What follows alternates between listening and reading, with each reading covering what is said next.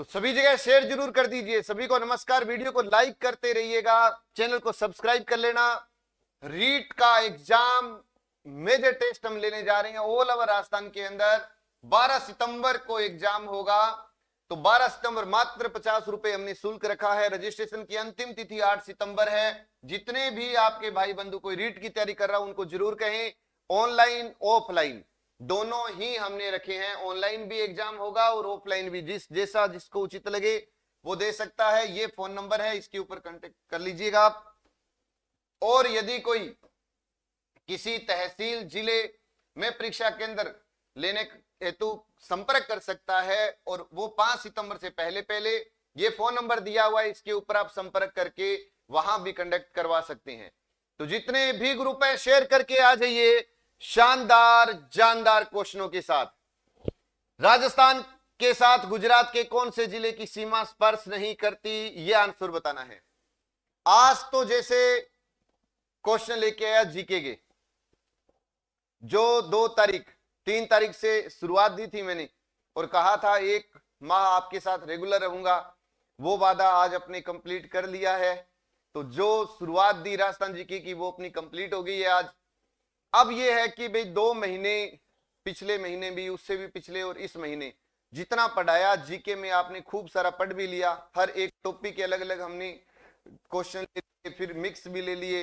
अब बात ये है कि इसी महीने में एग्रीकल्चर सुपरवाइजर का एग्जाम है, इसी महीने में रीट का एग्जाम है, इसी महीने में सब इंस्पेक्टर का एग्जाम है और थोड़ा सा आगे चलेंगे तो फिर आरएएस का और पटवारी का एग्जाम है।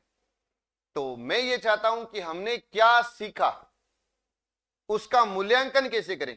तो इसके लिए कल से शुरुआत कर रहा हूं एग्जाम में आए हुए क्वेश्चनों को लेके आने की।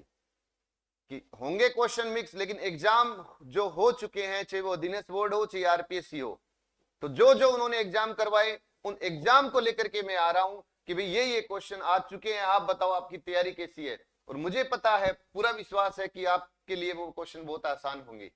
तो कल से शुरुआत कर रहा हूं आए हुए क्वेश्चनों को लेकर के। तो राजस्थान के साथ गुजरात के कौन से जिले की सीमा नहीं लगती है? राजस्थान के साथ गुजरात का एक तो जिला है कच्छ का रण, कच्छ। फिर उसके बाद है बनासकांठा, बनासकांठा, साबरकांठा, अरावली, अरावली, माही सागर, अरावली, माही सागर और दाहोद। तो राजस्थान के कितने जिले गुजरात के साथ हैं? 6। कच्छ का रण, बनासकांठा, साबरकांठा, अरावली, माही सागर, दाहोद। राजस्थान के 6 गुजरात के भी 6 हैं, राजस्थान के 6 गुजरात के भी 6 हैं। तो ये देखिए कि अरावली भी है, माही सागर भी है, दाहोद है, तो कौन सा नहीं है? वो है पंचमहल। आपको ये पता होगा कि 2013 में ये नए जिले बने थे, ये नए जिले बने जो राजस्थान के साथ सीमा बनाते हैं। ना याद रहे तो एक काम और कर सकते हैं कि राजस्थान की बात करूं तो अरावली पर्वतमाला गुजरात से राजस्थान में आती है और माही नदी राजस्थान से गुजरात में जाती है। तो 2 नए जिले बने, एक आ रही है एक जा रही है। अरावली राजस्थान में आ रही है, अरावली आ रही है और माही राजस्थान से जा रही है। तो 2 नए जिले हैं, एक अरावली एक माही सागर। जैसे ये 2 बने, पंचमहल की सीमा राजस्थान की साथ नहीं लगती है, ये याद रखिएगा। तो कौन सा जिला सीमा नहीं बनाता? तो वो है पंचमहल। और ये भी ध्यान रखिए कि ये जो जिला है कच्छ का रण, इसकी खास क्या बात है? राजस्थान की सीमा पर जितने भी पड़ोसी जिले हैं उनमें सबसे बड़ा क्षेत्रफल में यही जिला है, भारत का भी सबसे बड़ा। राजस्थान राज्य औद्योगिक विकास व विनियोग निगम लिमिटेड की स्थापना किस वर्ष हुई थी? 1980। इसका मतलब क्या हो गया? रिको, रिको, रिको की स्थापना कब हुई थी? 1980, 1961, 1955, 2015। जून 2015 में राजस्थान की नवीन उद्योग नीति बनी थी। नवीन उद्योग नीति कब बनी थी? जून 2015 में। और अगर पूछे राजस्थान की पहली औद्योगिक नीति कब बनी? बहुत बार मैं बताता हूं कि राजस्थान की पहली औद्योगिक नीति कब बनी, तो आप कह दो 1978 में बनी। और नई औद्योगिक नीति कब बनी? 2015 में। नई खनिज नीति भी 2015 में। नई खनिज नीति कब बनी? पहली खनिज नीति कब बनी? तो भी 1978 में। 1955 में RFC, राजस्थान वित्त निगम, राजस्थान वित्त निगम की स्थापना हुई थी 1955 में। 1961 राज सिक्को, 1961 राज सिक्को, और ये है रिक्को, ये है रिक्को, ये राज सिक्को। अब आगे खिसको लीजिए। राजस्थान में दक्षिणी एशिया का सबसे बड़ा सीमेंट कारखाना कौन सा था? जयपुर उद्योग लिमिटेड, लाखेरी, पोरबंदर या खारिया खंगार? बहुत शानदार क्वेश्चन है। हाँ, पहली औद्योगिक नीति 1978 में, फिर 91 में। बिल्कुल सब सही बोल रहे हैं। शेयर करके पहुंचा दीजिए इसको।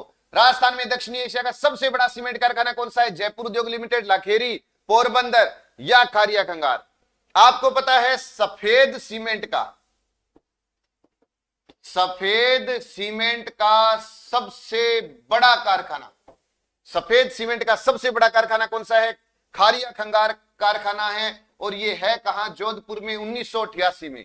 पोरबंदर की बात करें तो भारत में पहला सीमेंट कारखाना है, ये भारत का पहला कारखाना 1914 ये भारत का पहला कारखाना है, ये भारत का पहला कारखाना है, इसको भी याद रखिएगा। लाखेरी का तो पता है, राजस्थान में सर्वप्रथम, राजस्थान में सर्वप्रथम सीमेंट उद्योग की स्थापना 1915 में लाखेरी बूंदी में। राजस्थान में सर्वप्रथम सीमेंट उद्योग की स्थापना कब हुई? 1915 में। कहां पर हुई? लाखेरी बूंदी में हुई थी। और जयपुर उद्योग लिमिटेड, देखिए नाम तो है जयपुर उद्योग लिमिटेड, लेकिन है कहां पर? सवाई माधोपुर, जो कि वर्तमान में बंद है, जो कि वर्तमान में बंद है। याद रह जाएगी ये बात भी कि राजस्थान में पहला सफेद सीमेंट। एक और पूछ ले कि राजस्थान में पहला सफेद सीमेंट का बताओ, पहला सफेद सीमेंट का बताओ, तो कह देना गोटन। नेक्स्ट, राजस्थान की मिट्टी को कृषि विभाग ने कितने भागों में विभाजित किया? 10, 14, 5 या 2? बहुत शानदार क्वेश्चन है, बहुत शानदार क्वेश्चन है, ध्यान से सुनिएगा। अगर पूछे कि गुण क्षमता के आधार पर, गुण व क्षमता एवं कणों के आधार पर, एवं कणों के आधार पर मिट्टी को कितने भागों में विभाजित किया गया? 10। लेकिन अगर पूछे कि कृषि विभाग ने कितने भागों में विभाजित किया, तो 14। और अमेरिका में, यह भी अच्छा प्रश्न है, अमेरिका के कृषि वैज्ञानिकों ने, अमेरिका के कृषि वैज्ञानिकों ने मिट्टी को कितने भागों में विभाजित किया? तो 5। ये 5 कौन से हैं? एरिडियंटी, इंसेप्टी, वर्टी, अल्फी, एरिडियंटी, इंसेप्टी, वर्टी, अल्फी, एरिडियंटी, इंसेप्टी, वर्टी, अल्फी। अब पूछेगा सबसे ज्यादा बताओ एरिडी, 2-2 के जोड़े आए तो एरिडी और एंटी सबसे ज्यादा। उपजाऊ बताओ तो कौन सी होगी? अल्फी। उपजाऊ बताओ तो अल्फी। वैसे अगर पूछ ले मिट्टी सबसे ज्यादा कौन सी है तो रेतीली या बलुई। उपजाऊ कौन सी है? जलोढ़ या दोमट मिट्टी। 31 मार्च 2021 तक राजस्थान में सड़कों का घनत्व कितना है? 17.21, 77.21, 78.61 या 8.66? भारत की कुल रेल लाइन का हिस्सा है 8.66%।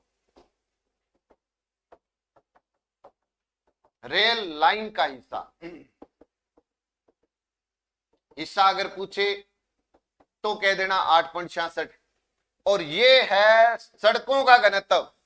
और अगर पूछे 2019 में सड़कों का घनत्व कितना था, ये तो था क्या 21 में।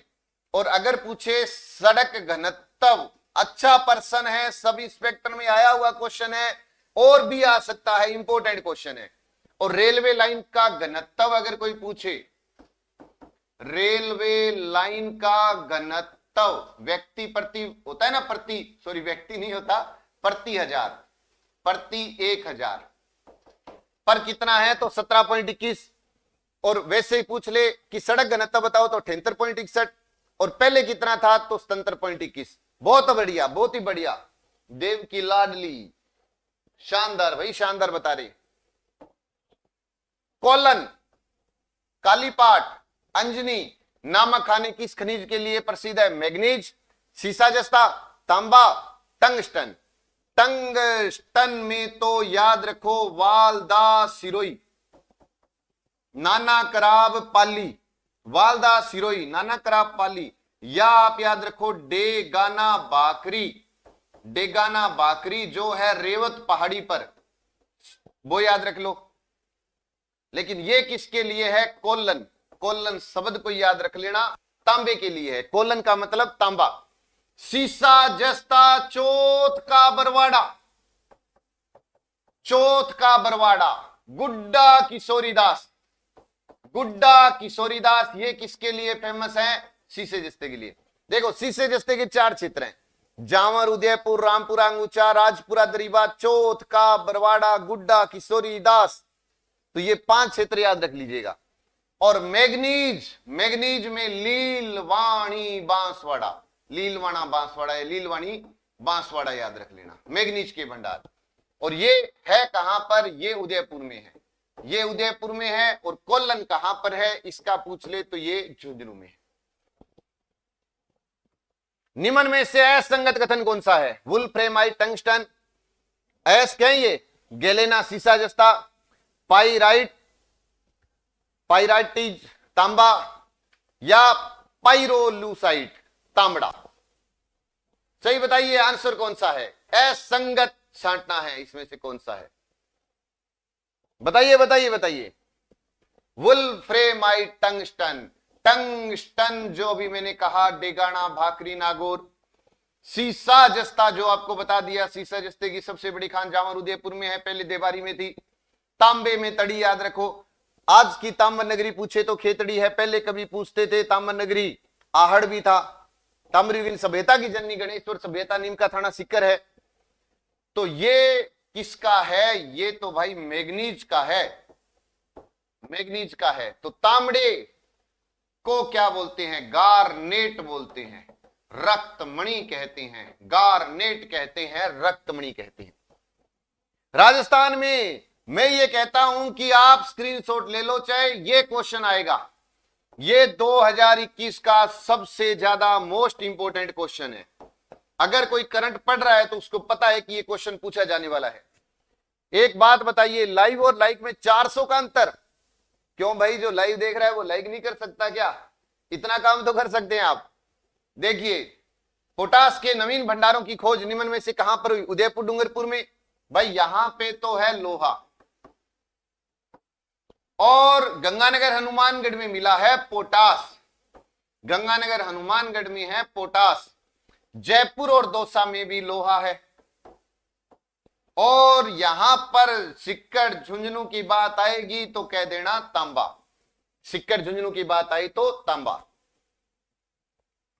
राजस्थान में वर्तमान समय में किस थर्मल पावर प्रोजेक्ट की उत्पादन क्षमता सर्वाधिक है? इस क्वेश्चन का आंसर आप गलत देंगे। क्यों? क्योंकि आप जल्दबाजी करेंगे।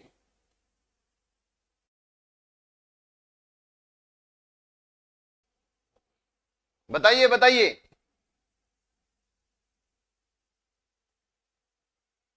पर्सन क्या है ये देख लेना आप।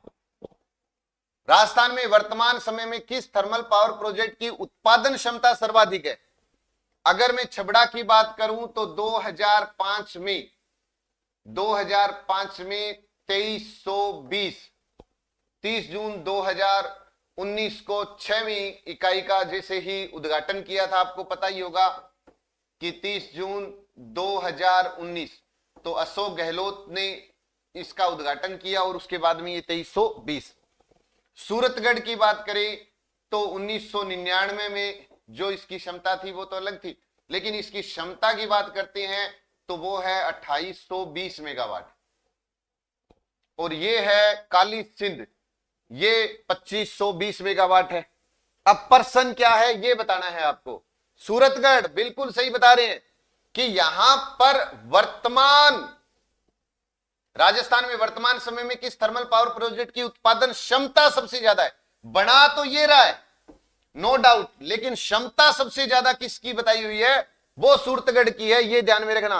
वर्तमान में बना कौन रहा है वो अपने को पता है कि छबड़ा ही है, लेकिन क्वेश्चन की अगर ये लैंग्वेज आ जाए तो आप ये बना देना भी। 16वीं वन रिपोर्ट 2019 के अनुसार राज्य के कितने जिलों में वन क्षेत्रफल में वृद्धि दर्ज की गई? 16, 13, 4 या उपयुक्त में से कोई नहीं? बताइए बताइए इस क्वेश्चन का आंसर, सही आंसर दीजिएगा। 2019 के अनुसार राज्य के कितने जिलों के अंदर वृद्धि दर्ज की गई? 16, 13 या 4? 4 जिले तो स्थिर रहे थे, ये तो स्थिर रहे। कौन कौन से? एक तो चूरू, एक दौसा, एक धौलपुर और एक करौली। ये 4 जिले तो थे जिनके अंदर वनवाड़ा स्थिर रहा था, ये याद रखिएगा। फिर उसके बाद में 13, इनमें कमी दर्ज हुई थी, लेकिन कितने जिलों में वृद्धि दर्ज की गई? तो वो है 16। इसका आंसर कौन दे रहा है? बहुत कम विद्यार्थी दे रहे हैं, है ना। और अच्छा प्रश्न है, याद रखना कि 4 जिले स्थिर रहे थे वन संपदा के अंदर, चूरू, दौसा, धौलपुर और करौली। 13 में कमी और 16 में वृद्धि दर्ज हुई। अच्छा प्रश्न है। भारत के जल शक्ति मंत्रालय के अनुसार राजस्थान की सबसे बड़ी दूषित नदी कौन सी है? माही है, चंबल है, बनास है, कौन सी है? हां जी, एग्रीकल्चर सुपरवाइजर की भी आएगी, टेंशन मत लो आप। बताइए बताइए राजस्थान की सबसे दूषित नदी कौन सी है? माही, चंबल, बनास या बांडी?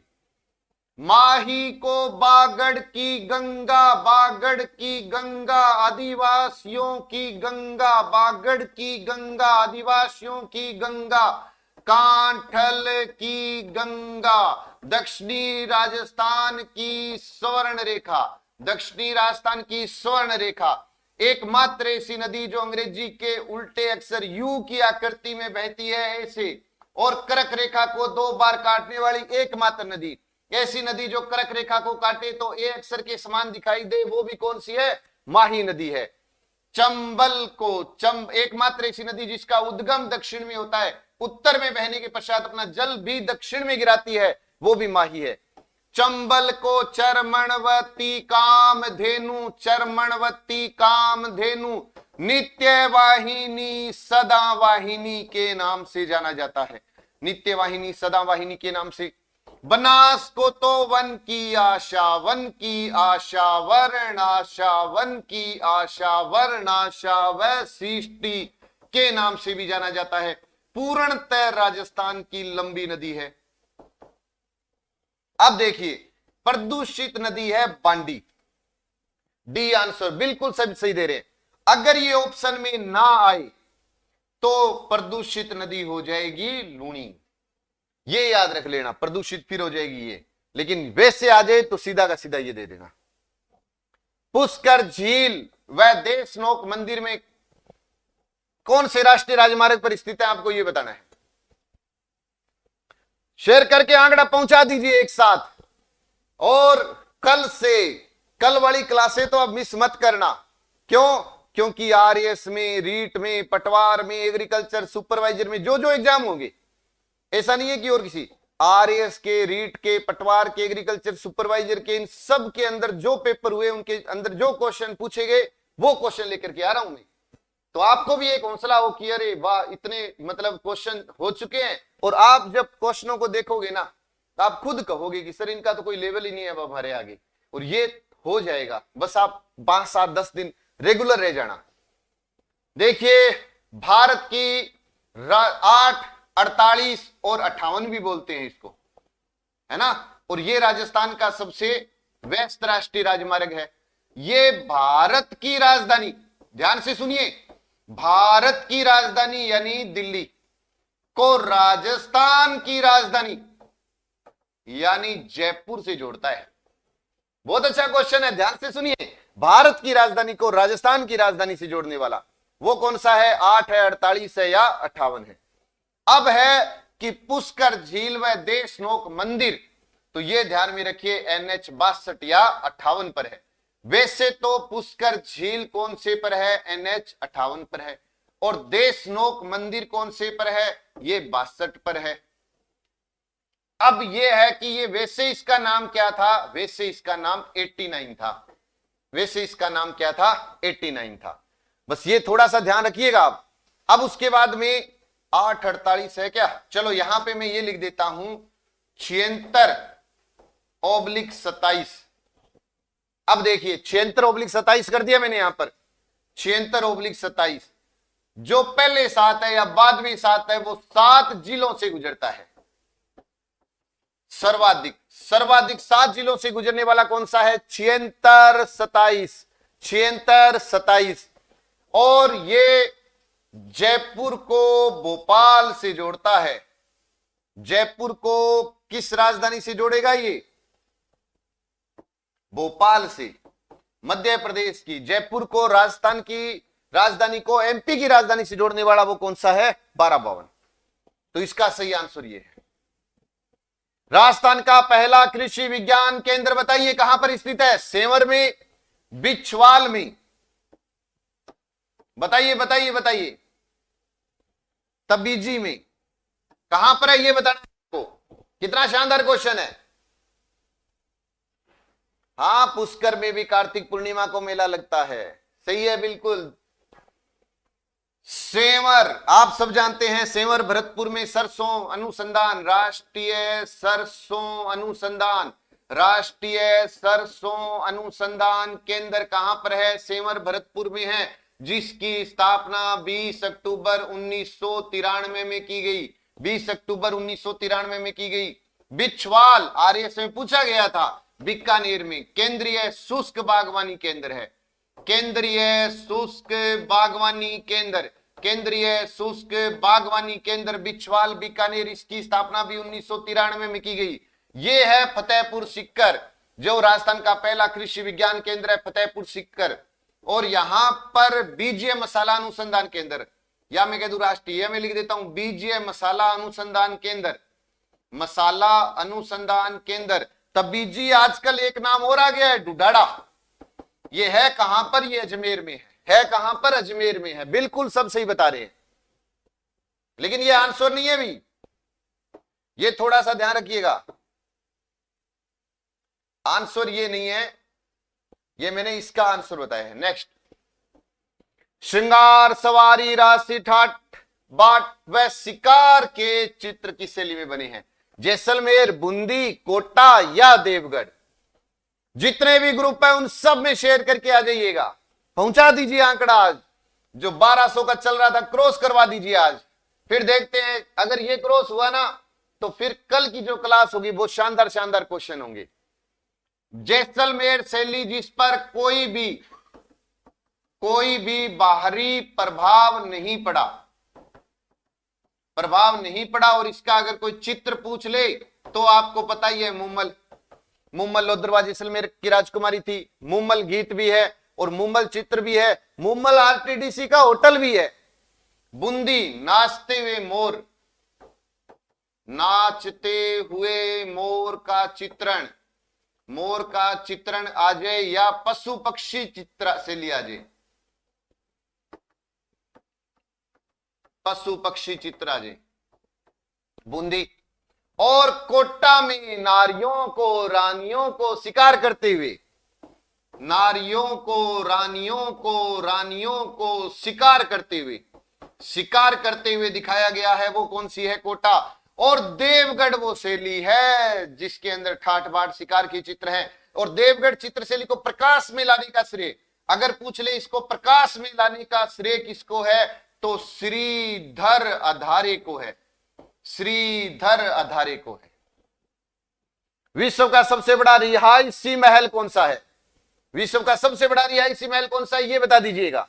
उमेद भवन, हवा महल, सिटी पैलेस, अजैत भवन। राजस्थान का पहला हेरिटेज होटल, राजस्थान का पहला हेरिटेज होटल कौन सा है, तो हेरिटेज होटल है अजीत भवन जोधपुर का, अजीत भवन जोधपुर का। सिटी पैलेस का निर्माण किसने करवाया था, सिटी पैलेस का जो निर्माण है वो सवाई जय सिंह ने करवाया था, सवाई जय सिंह ने करवाया था सिटी पैलेस का।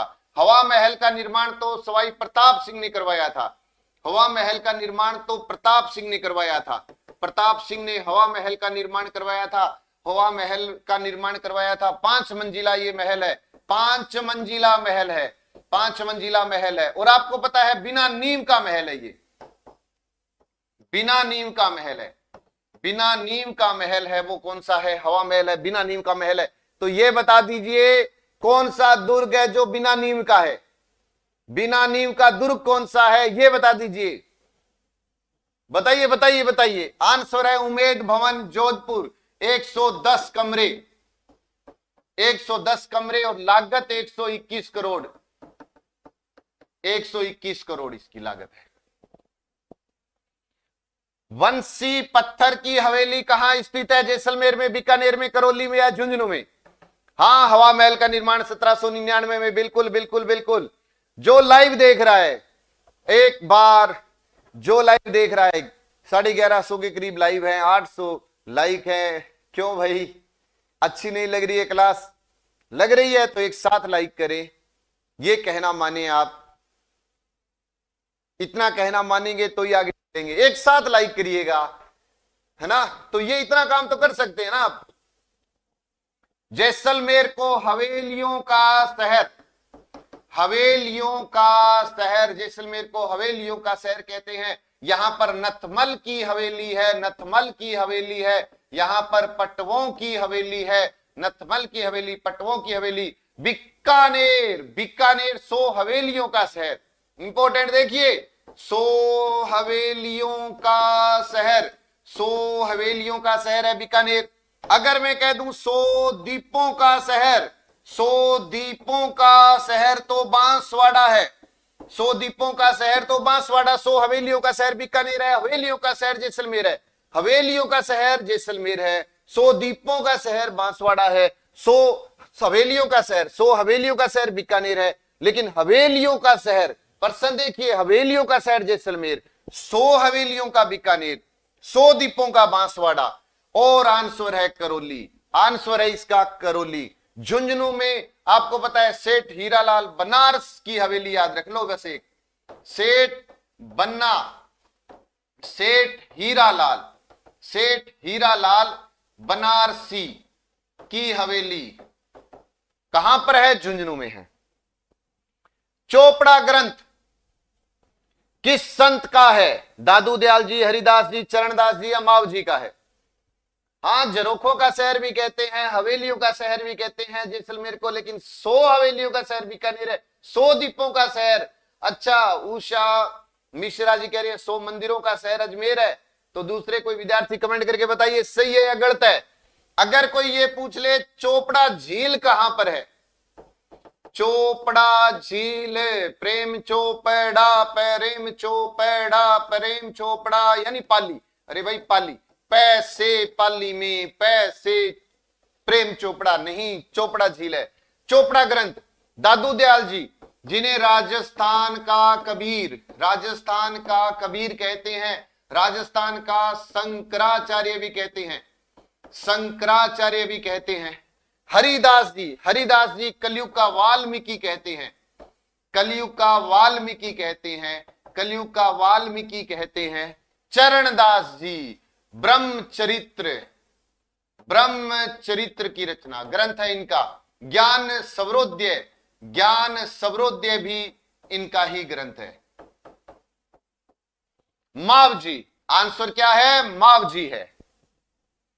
विजयपाल रासो, विजयपाल रासो बताइए, बहुत आसान क्वेश्चन पूछा है आपसे। विजयपाल रासो, बहुत बहुत धन्यवाद। एक बार कहने से ही एक साथ लाइक कर दिया, बस इतना। देखिए कोई पैसे थोड़ी मांग रहा हूं मैं, है ना? एक लाइक मांगता हूं, एक शेयर मांगता हूं, और जो पहली बार आया वो चैनल को सब्सक्राइब कर लो। इसके अलावा तो अपनी कोई मांग ही नहीं है। और आज संकल्प ने रीट के बैच शुरू किए और आप सबका इतना विश्वास रहा संस्था के ऊपर कि पहले ही दिन जो तैयारी करने आए थे आज उन सबको पता है, पहले ही दिन हाउसफुल। तो बहुत बहुत धन्यवाद, आपने इतना विश्वास रखा संस्था पर। एक दिन में एसएसटी की इनकी क्लास लाइव भी करूंगा, एक दिन के लिए करूंगा, तो क्या आपको पता लगे कि संकल्प में तैयारी कैसे करवाते हैं टीचर। पता तो होना चाहिए भी, ये सिलेक्शन कैसे निकल रहे हैं, वो तैयारी कैसे करवाते हैं। तो इस क्वेश्चन का सही आंसर है नरसिंह। दलपत विजय है खुमान रासो, खुमान रासो, दलपत विजय। गिरधर आसिया का है संगत रासो, संगत रासो, संगत रासो, जान कवि का कायम खा रासो, कायम खा रासो। नेक्स्ट, किस माता के मंदिर में भक्त मनोकामना पूर्ण होने पर मुर्गे छोड़कर जाते हैं? जीर्ण माता, शीतला माता, जोगणिया माता, ब्राह्मणी माता। बताइए आंसर, जीर्ण माता, शीतला माता, जोगणिया माता या ब्राह्मणी माता? तो जीर्ण माता की बात करें तो सिक्कर, मधुमक्खियों की देवी, मधुमक्खियों की देवी कौन? जीर्ण माता। बकरे के कान की बलि दी जाती है। और आपको पता है ना, जीर्ण माता के जो गीत होते हैं राजस्थान में, सबसे लंबे गीत किसके हैं? तो लंबे गीत जीर्ण माता के हैं। और लोक देवताओं में सबसे अगर पूछे लंबे गीत किसके हैं तो रामदेव जी के हैं, रामदेव जी के हैं। लेकिन सबसे ज्यादा गीत तो पूछ ले, सबसे ज्यादा गीत कौन से? तो गणगौर के अवसर पर गाए जाते हैं। और सबसे ज्यादा गीत अगर पूछे मेमंद आभूषण पर, मेमंद आभूषण पर सर्वाधिक गीत बने हुए हैं कि राजस्थान में सर्वाधिक गीत मेमंद आभूषण पर है। सबसे ज्यादा गीत गणगौर पर है। सबसे लंबा गीत देवताओं में रामदेव जी का है। सबसे ज्यादा लंबा गीत जीर्ण माता का गीत है। शीतला माता चाकसू जयपुर, चाकसू जयपुर, चाकसू जयपुर, चेचक की देवी। जोगणिया माता आंसर है इसका, जोगणिया माता। और ब्राह्मणी माता सोरसन 12। और जब सोरसन 12 की बात आएगी तो गधों का मेला, गधों का मेला कहां लगता है? सोरसन 12 में लगता है। गधों का मेला सोरसन 12 में लगता है। एक गधों का मेला और भी है, लुणियावास जयपुर में लगता है। एक लुणियावास जयपुर में लगता है। पीपल पत्ता आभूषण कहां पहना जाता है? दांत में, कान में, बाजू में या गले में? पीपल पत्ता आभूषण। केकड़ी से नमस्कार जी, नमस्कार सभी को, नमस्कार नमस्कार नमस्कार। पीपल पत्ता आभूषण दांत, कान, बाजू या गले का? दांत पर रखी जाएगी, नहीं तो तू चुप हो जा। कान कर्णफूल, कर्णफूल, कान कर्णफूल, पीपल पत्ता। बाजू का टड्डा, टड्डा अनंत, अंत भगवान का व्रत करते हैं ना, गिरने नहीं देते हैं अभी। अनंत भगवान समझ गए होंगे वो, अनंत भगवान। और गले का हंसली। नेक्स्ट, किस दुर्ग के बारे में टोड ने कहा कि मुझे अगर अंग्रेजी हुकूमत कोई दुर्ग जागीर में दे तो मैं यही दुर्ग लूंगा? वो दुर्ग कौन सा है इसमें से? तारागढ़, बूंदीवाड़ा, भैंसरोडगढ़, कोटा या मेहरानगढ़? आंसर दीजिए। हां जी, कान का, कान का, सब सही बता रहे हैं। बताइए बताइए। तारागढ़, बूंदी। ये जो कर्नल जेम्स टोड था उसका ये कथन था इस दुर्ग के बारे में, तारागढ़ बूंदीवाड़े के बारे में, कि इस दुर्ग के महल राज्य में सर्वश्रेष्ठ महल है, राज्य में सर्वश्रेष्ठ महल है। भैंसरोडगढ़, चित्तौड़गढ़, राजस्थान का वेलोर बोलते हैं क्या इसको? क्या बोलते हैं? आज मैंने दुर्ग के उपनाम भी लेके आया था, देखा था क्या वीडियो? आपने देखना उसको जरूर। दुर्गों के उपनाम सीधा क्वेश्चन आता है। और इसके बारे में क्या लिखा जाता है? कोटा दुर्ग। इस दुर्ग का जो परकोटा, आगरा के बाद में इससे सबसे सुरक्षित और कोई नहीं है। आगरा के बाद सबसे सुरक्षित परकोटा है ये। मेहरानगढ़ कहा जाता है इसके बारे में भी, मेहरानगढ़ दुर्ग के बारे में कहा जाता है कि इस दुर्ग के केवल यदि दरवाजे बेचकर मारवाड़ के राठौड़ वंश बेच देना तो मारवाड़ का जो राठौड़ वंश है वो कई पीढ़ियां उसकी भोजन खा सकती है। किसके बारे में कहा जाता है? ये कहा जाता है मेहरानगढ़ दुर्ग के दरवाजों के बारे में। कोडिया देवी किसकी कुल देवी है? भील, मीणा, सहरिया या कंजर जाति की? बताइए किसकी कुल देवी है? आंसर दीजिएगा। चल जोगणिया माता का मेला मंदिर कहां है? चल जोगणिया माता का मंदिर कहां है?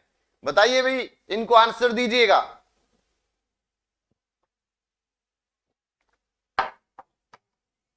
बहुत बढ़िया, बहुत ही शानदार, धन्यवाद। लाइव का करते रहिए। आज जो लाइव देख रहे हैं कल की क्लास मिस मत कर देना। आए हुए क्वेश्चनों को लेकर के आ रहा हूं और लाइव वाला लाइक करते रहे। भील जनजाति आमजा माता, आमजा माता, मीणा नारायणी माता, मीणा नारायणी माता। सहरिया सबसे शर्मीली जनजाति बोलती है क्या सहरिया? तो कोडिया माता किसकी? सहरिया की। और कंजर जाति अपराध प्रवृत्ति के लिए प्रसिद्ध भी मानी जाती है, ये भी याद रख लेना। और भील की बात करेंगे तो आपको पता है कि मेवाड़ शासकों का जो राज तिलक है, कछवा वंश का राज तिलक भील, याद है ना? हाँ बिल्कुल, सब सही बता रहे हैं। ग्वालों के देवता कहलाते हैं देव बाबा हरिराम जी, मामा देव जी, फत्ता जी।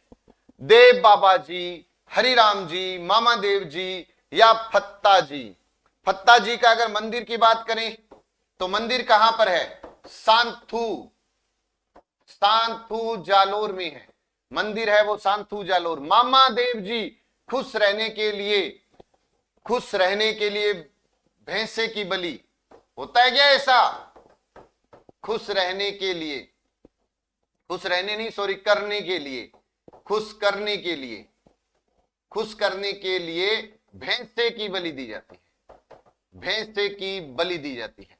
हरिराम जी, हरिराम जी का जो मंदिर है वो झोरडा नागौर में है।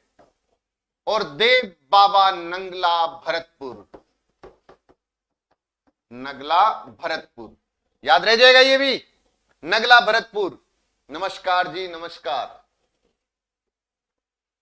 ऐसा लोकनाट्य जिसमें नारी पात्र की भूमिका नारी निभाती है, गवरी, रम्मत, तुर्रा कलंगी, जयपुर ख्याल। आंसर दीजिएगा।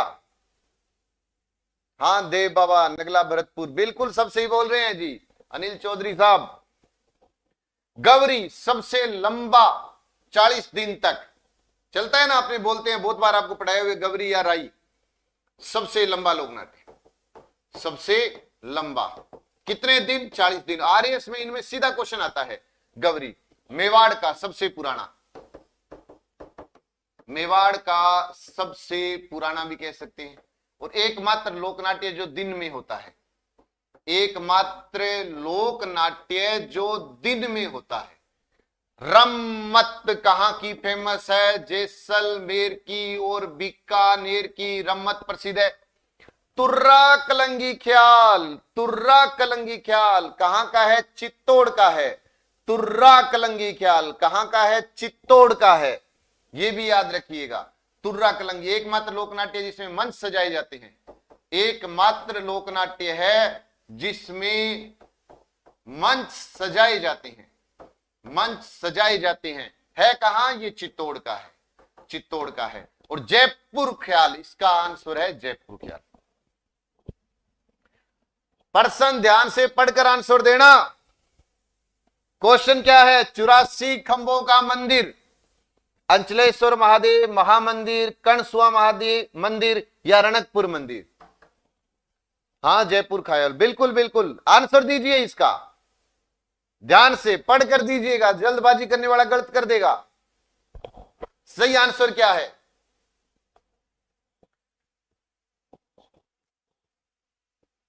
सही आंसर दीजिए, कहां पर है ये? अचलेश्वर तो सिरोही में है ना, याद रहे, चल गढ़, बसंतगढ़, अचलेश्वर, सिरोही याद रख लेना। महामंदिर जोधपुर, महामंदिर जोधपुर याद रखो इसका आंसर, महामंदिर जोधपुर। कणसुआ मंदिर कोटा में है, कणसुआ मंदिर कोटा में है। 1008 मुखी शिवलिंग है इसमें, 1008 मुखी, 1008 मुखी शिवलिंग, ये याद रख लो। रणकपुर मंदिर पाली में है, क्या खास बात है?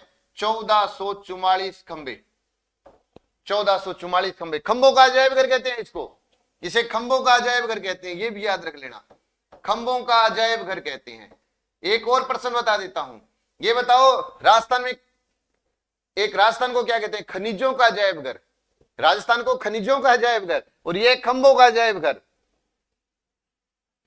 किसी परिवार में त्योहार के दिन मृत्यु हो जाने पर उस परिवार द्वारा वह त्योहार नहीं मनाया जाता, इस प्रथा को क्या कहते हैं? दोवनिया, रियाण, मदर या मदर नहीं भदर, भदर या ओक, क्या कहलाता है ये बता दीजिएगा। हाँ बुक्स भी करवा देंगे, इंपॉर्टेंट, कोई दिक्कत नहीं है। दोवणिया, रियाण, भद्दर या ओक।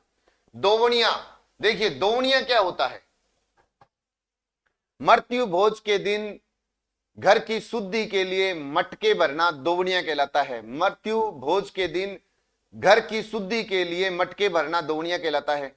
रियाण, मृतक के परिवारजनों को 12वें दिन अफीम खिलाकर शोक मुक्त करना रियाण कहलाता है। और सिर दाढ़ी व मूंछ के मुंह के जो बाल कटवाना होता है वो भद्दर होता है। और ये प्रथा ओक पड़े सर, अच्छा बिल्कुल ओक, बिल्कुल ओक कहलाती है। डांग नृत्य कहां का है, कितनी बार बताया हुआ है, डांग नृत्य कहां का है। मैंने तो नृत्य पे कंप्लीट ही बता दिया था। एक बार ग्रुप को शेयर करके, क्या इसको पूरे शेयर करके, आज जो देख रहे हैं विद्यार्थी, शेयर करके क्या 14 पहुंचा सकते हैं क्या आंकड़ा? अगर पहुंचा सकते हैं तो एक बार पहुंचा दीजिएगा।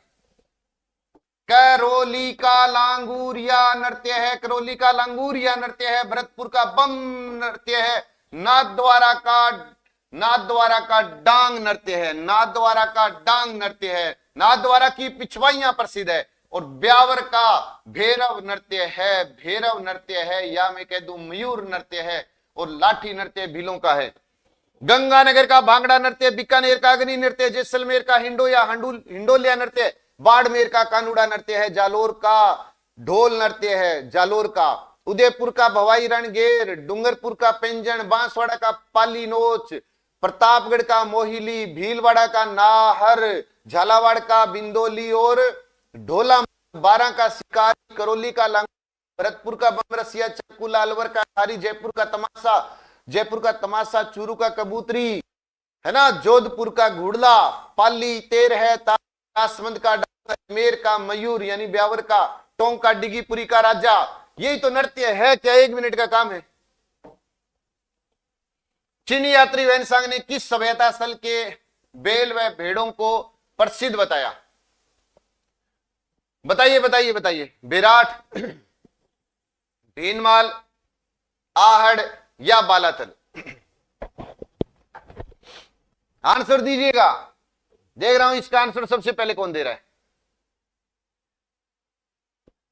विराट कहां पर है? जयपुर में है।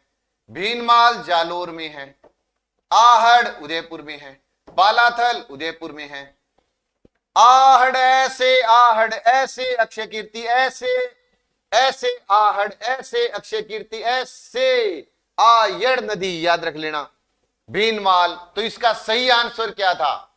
इसका सही आंसर है बेराट। और बेराट पर दया की थी राम ने, बेराट पर दया की थी राम ने, दयाराम साहनी ने इसकी खोज की थी।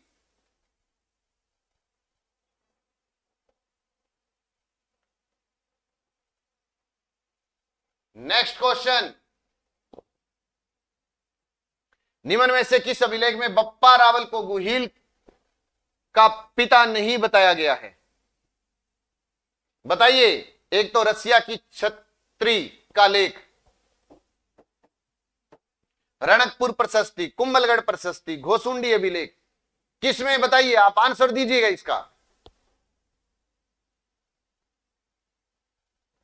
10 मिनट की टॉपिक वाली वीडियो सबकी डालो सर वीडियो। ये कोशिश कर रहे हैं लेकिन टाइम की ही तो समस्या है, क्योंकि क्लासें भी है और क्लास से फ्री होते ही फिर वो 10 मिनट की वीडियो और फिर उसके बाद 1 घंटे की वीडियो और उसके लिए मैटर भी है ना, तो वो सारा काम चल रहा है। कोई बात नहीं। रसिया की छत्री का विलेय कहेंगे तो 1264 आ जाएगा। रणकपुर प्रशस्ति कहां पर है? तो पाली आ जाएगा। कुंभलगढ़ आपको पता है ये राजसमंद आ जाएगा। और घोसुंडी का जो है वो चित्तौड़ आ जाएगा। और यही इसका आंसर हो जाएगा, घोसुंडी अभिलेख। बिल्कुल बिल्कुल, भागवत धर्म की जानकारी मिलती है इससे, बहुत बढ़िया। ये भी लिख दिया करो आप, बहुत अच्छी बात है। भागवत धर्म की जानकारी। महाराणा सांगा का स्मारक स्थित है मांडलगढ़, बलीचा गांव, बांडोली गांव या बसवा गांव? क्या शानदार क्वेश्चन है। कितने क्वेश्चन आएंगे? पाली कब आओगे गुरुजी? बिप्पी बहुत बहुत धन्यवाद, आपने संकल्प का लोगो लगा रखा है। एक खुशी मिलती है कि ठीक है भाई, संकल्प को भी चाहने वाले अब शुरू हो चुके हैं। हनुमानगढ़ की धरती से संजय सर को प्रणाम, सभी को प्रणाम। एक सियाग जी धोड़ीपाल जी से वो भी प्रणाम, ढाबा जलालवालों को भी नमस्कार जी। मांडलगढ़, मांडलगढ़ सांगा की छतरी, सांगा की छतरी कहां पर है? तो मांडलगढ़ में है। और बलिच्चा में चेतक की छतरी है, बलिच्चा में चेतक की छतरी है, चेतक की छतरी है। बांडोली में प्रताप की छतरी है, बांडोली में प्रताप की छतरी है। बसवा गांव में सांगा का स्मारक है, बसवा गांव में सांगा का स्मारक है, ये याद रख लेना। तो ये है कहां? मांडल कहां है? ये भीलवाड़ा में है। और अगर पूछे बलिच्चा कहां है, बलिच्चा कहां है भी, ये बता दीजिए। ये तो आसान है, आप बता सकते हैं। बलिच्चा कहां पर है, इसका आंसर दीजिएगा। तो इसका आंसर क्या है? महाराणा सांगा का स्मारक कहां पर है? बसवा गांव। सही बता रहे हैं क्या सभी? डी डी डी बसवा। मेवाड़ का प्रथम महाराणा जिसने शेरशाह सूरिया अफगानिस्तान की अधीनता स्वीकार की। अफगान, शेरशाह सूरिया अफगानों की अधीनता, अफगानों की अधीनता स्वीकार की। बताइए। अमर सिंह प्रथम, उदय सिंह, करण सिंह, जगत सिंह। बहुत शानदार क्वेश्चन है। अमर सिंह प्रथम में लेके आया था मुगल प्रशासन। किसी ने अगर नहीं पढ़ा है, मुगल प्रशासन सॉरी नहीं, मुगल राजपूत संबंध पे एक टॉपिक लेके आया था, उसको पढ़ना, आपको लगेगा कि वास्तव में कुछ सीखा है हमने। अमर सिंह प्रथम तो मुगलों की अधीनता, मुगलों की अधीनता स्वीकार कर संधि किसने की थी? अमर सिंह प्रथम ने की थी। आंसर है उदय सिंह, जिसने शेरशाह सूरी अफगानों की अधीनता स्वीकार की, तो शेरशाह सूरी। करण सिंह की बात करेंगे तो मुगल दरबार में जाने वाला, बताया था मैंने कि मुगल दरबार में, मुगल दरबार में जाने वाला प्रथम मेवाड़ का महाराणा, प्रथम मेवाड़ का महाराणा कौन है? तो करण सिंह है। जगत सिंह प्रथम मुगल मेवाड़ संधि का उल्लंघन करने वाला, मुगल मेवाड़ संधि का उल्लंघन करने वाला प्रथम महाराणा था जगत सिंह प्रथम। बिल्कुल, बीकानेर की पावन धरा से भी आरडी एजुकेशन हब, सबको नमस्कार जी। किस महाराजा के समय जोधपुर में आर्य समाज की स्थापना हुई? तख्त सिंह, सरदार सिंह, जसवंत सिंह द्वितीय या सुमेर सिंह? जब जब तख्त सिंह का नाम आएगा 1857 की क्रांति के समय जोधपुर का जो शासक है वो याद आ जाएगा। उस सरदार सिंह, इनके समय में जोधपुर में पोलो का घर कहलाता था। इनके समय में जोधपुर पोलो का घर कहलाता था, पोलो का घर कहलाता था, ये याद रख लेना। जसवंत सिंह द्वितीय, बिल्कुल सही आंसर है जसवंत सिंह द्वितीय, जसवंत सिंह द्वितीय, बिल्कुल बिल्कुल। जोधपुर में नगर पालिका की स्थापना भी इन्हीं के समय में हुई थी। और सुमेर सिंह 1911 में दिल्ली दरबार में भाग लिया था इसने, 1911 के दिल्ली दरबार में भाग लेने वाला कौन था? तो कह देना सुमेर सिंह। राजपुताने के किस शासक ने बटलर समिति के सामने शर्त रखी कि उनका संबंध भारतीय अंग्रेज सरकार से न होकर इंग्लैंड के राजतंत्र से हो? गंगा सिंह, शार्दुल सिंह, हनुमंत सिंह, मान सिंह द्वितीय? बता दीजिए।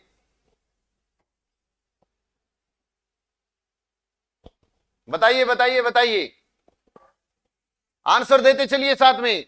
लाइव का आंकड़ा तो चलता ही रहना चाहिए। बताइए बताइए इसका आंसर। गंगा सिंह, शार्दुल सिंह। शार्दुल सिंह आप सब जानते हैं, एकीकरण के समय था ना, एकीकरण विलय पत्र के पर सबसे पहले हस्ताक्षर किया था शार्दुल सिंह ने 7 अगस्त 1947। हनुमंत सिंह जोधपुर के राजा थे, हनुमंत सिंह एकीकरण के समय, ये भी एकीकरण के समय थे, ये जयपुर के थे एकीकरण के समय। लेकिन आंसर क्या है? गंगा सिंह। किस चौहान शासक ने पुष्कर में वराह मंदिर का निर्माण कराया? विग्रह राज चतुर्थ, अजय राज, अरणोराज या गुवक प्रथम? बताइए बताइए बताइए। डूंगरपुर की पावन धरा से भी नमस्कार नमस्कार। विग्रहराज चतुर्थ अजयराज अजमेर नगर की स्थापना 1113 1 2 3 1 2 3 1 2 3 1 2 3 1113 में अजमेर नगर की स्थापना हुई थी। फिर उसके बाद अर्णोराज, ऐसे अर्णोराज ने ऐसे अजमेर में ऐसे आना सागर झील, ऐसे अर्णोराज ऐसे अजमेर में आना सागर झील। और गुवक प्रथम ने हर्षनाथ मंदिर बनवाया था, ये याद रख लेना। और ये तो आपको पता ही है, संस्कृत पाठशाला बनवाई थी, संस्कृत कंठाभरण संस्कृत पाठशाला बनवाई थी अजमेर में विग्रहराज चतुर्थ ने। राजपुताने की किस रानी के नेतृत्व में जल जोहर हुआ था? रंग देवी, जेतल देव, फूल कंवर या रानी कर्मावती? बहुत शानदार जानदार क्वेश्चन है आपके सामने, ये एग्जामों में आ सकता है।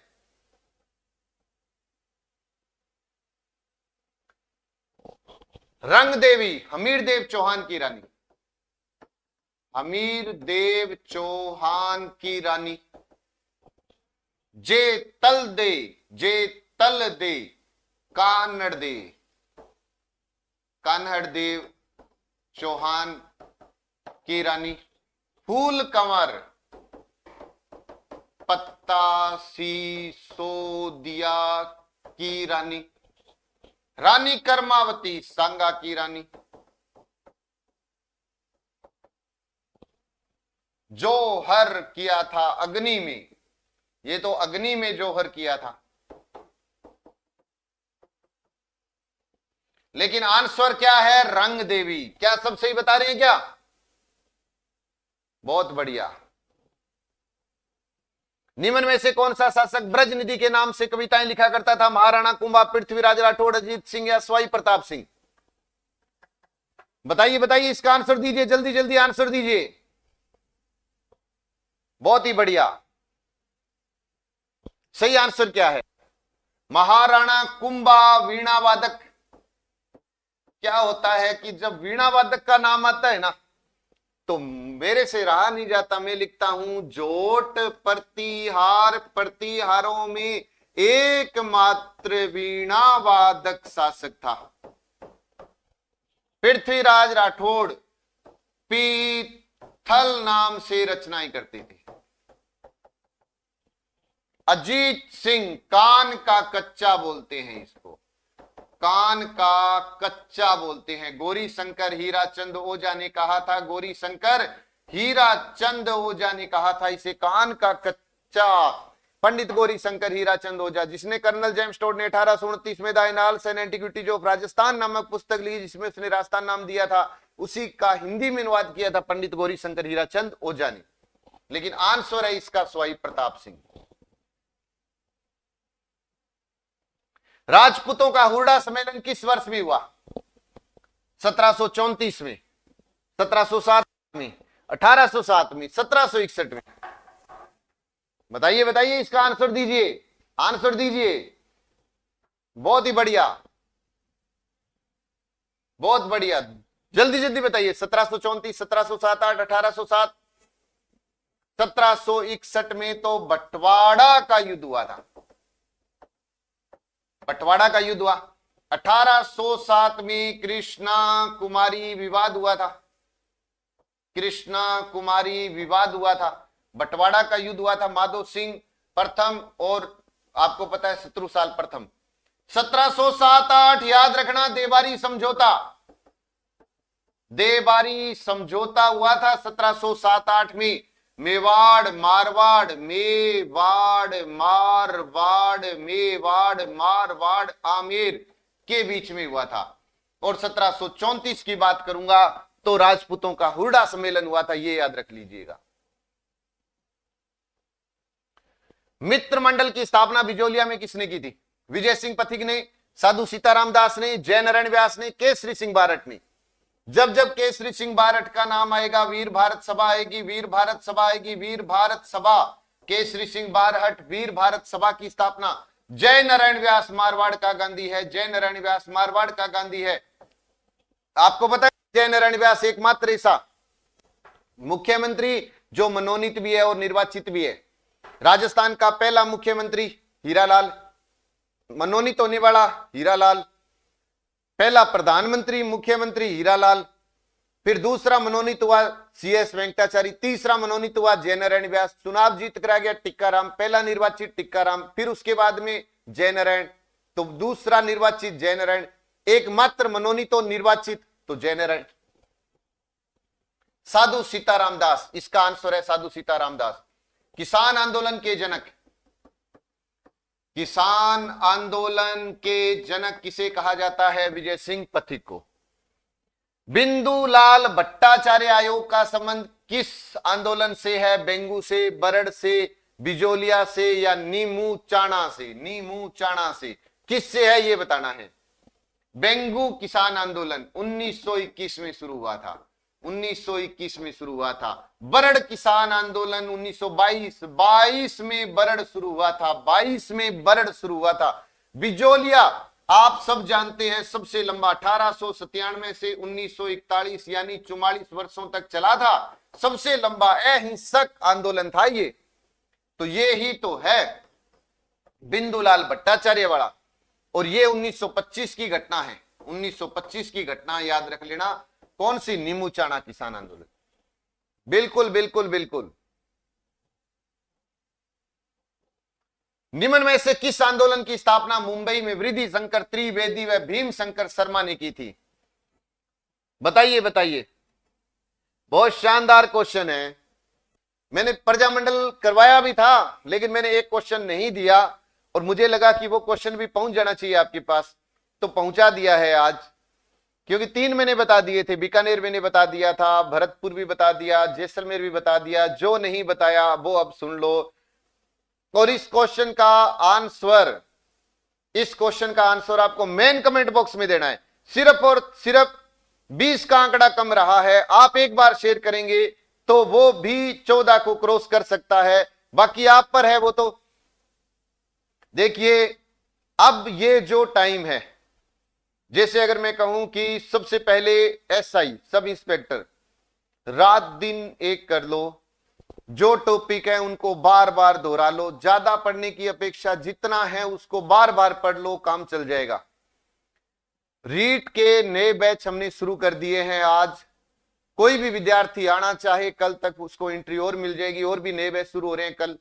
आज का फुल हुआ, लेकिन कल एक नया बैच और शुरू कर रहा हूं रीट SST का लेवल 1 का, मात्र 2500 रुपए में उसको कंप्लीट। तो ऑफलाइन कोर्स होगा, ऑनलाइन कोर्स उसको मिल जाएगा उसी में ही 2500 में, उसी में ही उसको पूरे नोट्स मिल जाएंगे। कोई भाई बंधु तैयारी कर रहा हो जरूर बताएं। कंप्यूटर अनुदेशक की भर्ती आ रही है, इसी महीने के अंत में आ जाएगी। कंप्यूटर अनुदेशक पर बहुत शानदार काम करने जा रहे हैं, तो 7 तारीख से वो बैच शुरू हो रहा है, उसके अंदर भी मोस्ट वेलकम है। RAS का आज हमने शुरुआत कर दी है, तो यदि आप भी RAS में इंटरेस्ट रखते हैं, आपके भाई बंधु को जरूर, मैं बार बार कहता हूं, 1 साल दे दीजिए संस्था को, उसके बाद उसका रिजल्ट देख लीजिएगा। RAS के, कांस्टेबल के, पटवारी के बैच हम शुरू कर रहे हैं। और जैसे ही रीट होगा आगे, 2nd ग्रेड 1st ग्रेड आ रही है, और 2nd ग्रेड 1st ग्रेड में शानदार जानदार सिलेक्शन संस्था ने हर एक काम शानदार जानदारी किया है। यदि आप भी जुड़ना चाहते हैं, आप भी चाहते हैं कि संकल्प के अंदर हमारी फोटो लगे, तो जरूर आपका स्वागत है। दूसरा, यहां से देखिए बहुत सारे विद्यार्थी ऐसे होंगे कोई आ ही नहीं सकता, लेकिन अगर मेरा पढ़ाया हुआ, अगर आपको लगे कि भाई मेरे पढ़ाई हुए के कारण आपका कभी सिलेक्शन हुआ है, तो संकल्प में मिठाई का डिब्बा और अपनी फोटो लेके जरूर आ जाना। लगे तो, यदि लगे कि वास्तव में संस्था ने कुछ किया है हमारे लिए, पूरी टीम ने आपके लिए कुछ किया है, तो जरूर आइएगा। आज का वीडियो कैसा लगा बताइए, और कल की क्लास मिस मत करिए।